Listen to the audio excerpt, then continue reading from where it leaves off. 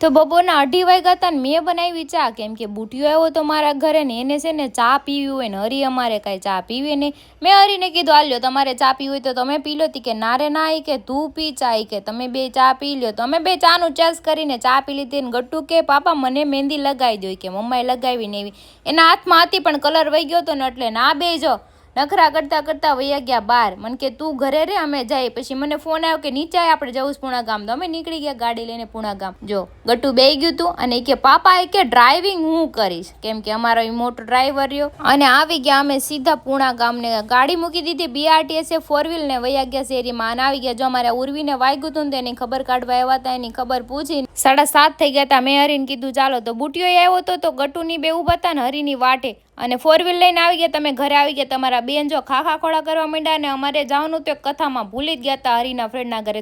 હું હરી નીકળી ગયા કથામાં, બેઠા થોડીક વાર. અને જો એના ફ્રેન્ડ છે અને એની ફ્રેન્ડની છોકરી છે ને અમારા ગટ્ટુ કરતાં 4 મહિના મોટી છે, 3 વર્ષની થઈ ગઈ છે. અને પાછા ઘરે આવ્યા તો ગટ્ટુ નીચે હતું ને અમારે આખી ગેંગ નીચે આવી ગઈ હતી જો. અને કે હાલો હવે ઉપર જાય. તો ઉપર ગયા ને તો આમ જો બાપ દીકરી બે નખરા કરે. તમે જો પાણી લઈને સીધું નાખ્યું મનોજભાઈની માથે અને બેહી ગયા બધા ચિલ્લર પાર્ટી રમવા. જોયું? જુગાર તો રમવો પડે, કેમ કે 7મ 8મનો જુગાર ન રમીએ તો કઈ 7મ 8મ તો કહેવાય ને. તમારે રમેશ કે નહીં?